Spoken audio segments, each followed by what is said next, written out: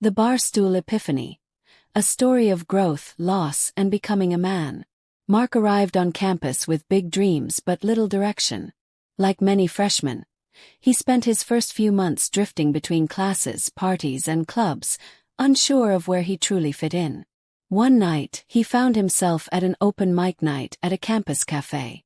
That's when he first saw Lily. She wasn't performing, but her laugh from a corner table seemed to echo louder than the singer on stage. Mark didn't approach her that night but left with the feeling that their paths would cross again. Their first real encounter happened during a group project. Lily, confident and focused, took the lead while Mark struggled to contribute. When she noticed him withdrawing, she stayed after class to talk. "You're not invisible, you know," she said with a smile. That conversation turned into hours of talking about everything from their favorite books to their future ambitions. By the end of the night, Mark knew she was different. Over the semester, their connection deepened. Mark found himself inspired by Lily's drive and passion. She had her life mapped out: grad school, a career in environmental law, and a future filled with purpose. Mark admired her clarity but felt insecure about his own lack of direction. Despite his doubts, their relationship blossomed, and he began to believe that maybe he could find himself along the way. As sophomore year ended, the differences between them became clearer. Lily pushed Mark to think about his future, but he felt overwhelmed. "I don't know what I want yet," he admitted during one of their late-night talks. Lily's disappointment was evident, though she tried to hide it. Mark loved her, but he couldn't shake the feeling that he was holding her back. That summer, Lily interned in a big city while Mark stayed in their college town, working a part-time job. They called and texted often, but the distance revealed their growing incompatibility. Mark avoided conversations about the future, and Lily began to withdraw. By the time fall semester rolled around, the once strong bond between them had begun to fray. One night, after a tense argument about their goals, Lily broke things off. "I can't keep waiting for you to figure yourself out," she said, her voice cracking. Mark tried to argue, but deep down he knew she was right. He watched her walk away, feeling a mix of heartbreak and relief. Mark threw himself into distractions: parties, casual relationships, and nights spent drinking with friends. But nothing filled the void Lily had left. His grades slipped, and he began skipping classes. For the first time, Mark questioned whether he was capable of becoming the person he wanted to be. After graduation, Mark found himself in a small dive bar, drowning his sorrows. He struck up a conversation with an older man sitting beside him, a regular named Jack. Jack's stories of regret and missed opportunities hit close to home. "You're young," Jack said. "Don't waste it. Figure out who you are before it's too late." Mark left the bar that night with those words echoing in his mind. Determined to make a change, Mark moved to a new city and took a job in sales. It wasn't glamorous, but it paid the bills. He began setting small goals, waking up early, reading self-help books, and cutting back on drinking.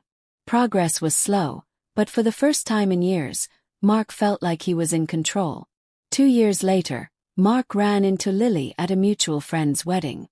She looked radiant, and the sight of her brought back a flood of emotions. They talked briefly, catching up on their lives.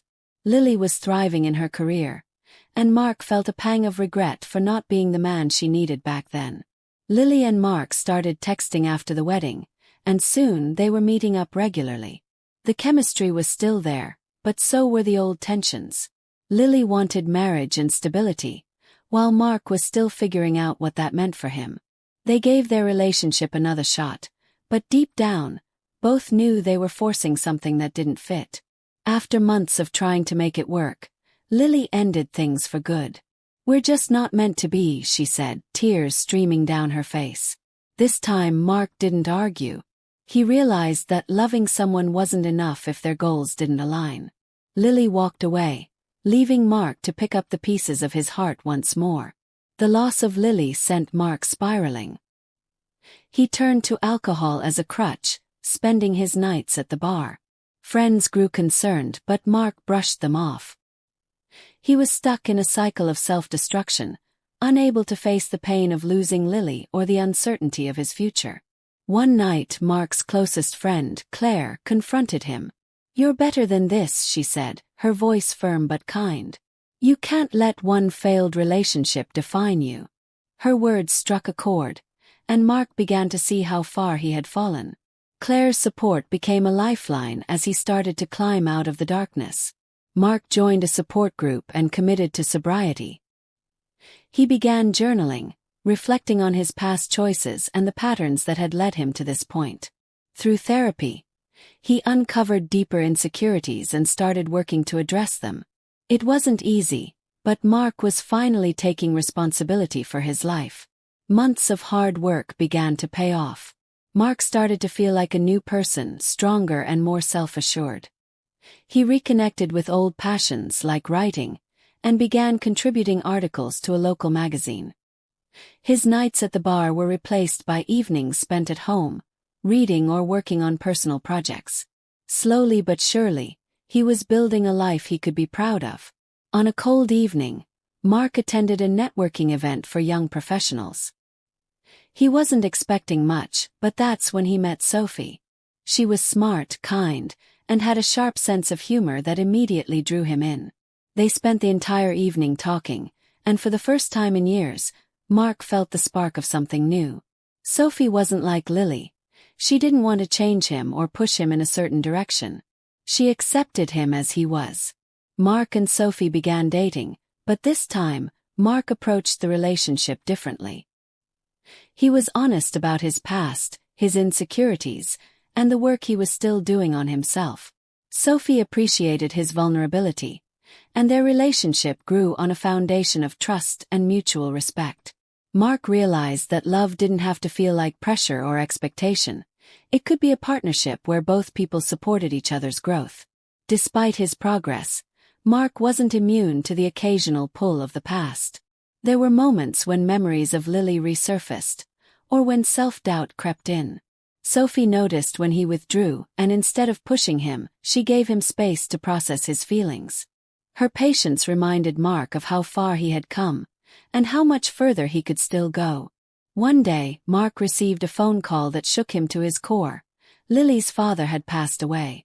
Though they hadn't spoken in over a year, Lily reached out to let him know. Mark attended the funeral out of respect, and when he saw Lily, she seemed like a shadow of the confident woman he had once known. They shared a brief conversation, and though the pain of the past lingered, Mark left with a sense of closure. He realized he didn't need to be part of Lily's life to wish her happiness. Sophie became Mark's biggest cheerleader.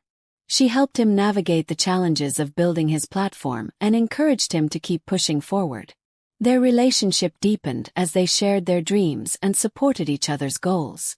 Mark began to see a future with Sophie, one that felt grounded and real. Just when things seemed to be going well, Mark received devastating news. His mother was diagnosed with a terminal illness. The grief was overwhelming, and Mark struggled to cope. He felt the pull of old habits but resisted, leaning on Sophie, Claire, and his support group. His mother's strength and grace in the face of her illness inspired him to keep going, even when it felt impossible. Mark's mother passed away peacefully, surrounded by family. Her death forced Mark to confront the fragility of life and the importance of cherishing every moment. In her honor, he wrote a heartfelt essay about grief and resilience, which went viral. The response was overwhelming, and Mark felt a renewed sense of purpose in helping others navigate their own pain. After months of reflection, Mark knew he wanted to spend his life with Sophie. He planned a simple but meaningful proposal, taking her to the cafe where they had their first date. When she said yes, Mark felt a sense of peace he hadn't experienced in years. This was his new beginning, a chance to build a life rooted in love and mutual respect. Mark and Sophie's wedding was a small, intimate affair surrounded by their closest friends and family. As Mark stood at the altar, he couldn't help but reflect on how far he had come. He had faced heartbreak, addiction, and loss, but those experiences had shaped him into the man he was today. Looking into Sophie's eyes, He felt a deep sense of gratitude for the life they were about to build together. A year after their wedding, Mark and Sophie welcomed their first child, a baby girl named Grace. Holding her for the first time, Mark was overwhelmed by the responsibility and joy of fatherhood. He vowed to be the kind of man his daughter could look up to, someone who faced life's challenges with courage and resilience. As the years passed, Mark continued to grow. He balanced his career as a writer and speaker with his role as a husband and father. Life wasn't always easy, but he embraced the ups and downs with the lessons he had learned. He found joy in the small moments, reading bedtime stories to Grace, laughing with Sophie, and watching the sunset on their front porch. On his 50th birthday, Mark sat at that same bar where he'd once had his epiphany. This time he wasn't drinking alone. Sophie and Grace were with him, celebrating his life. As he looked around the room, he felt a deep sense of peace. He had faced heartbreak, grief, and addiction, but through it all he had found love, purpose, and happiness. His journey wasn't perfect, but it was his. And that was enough.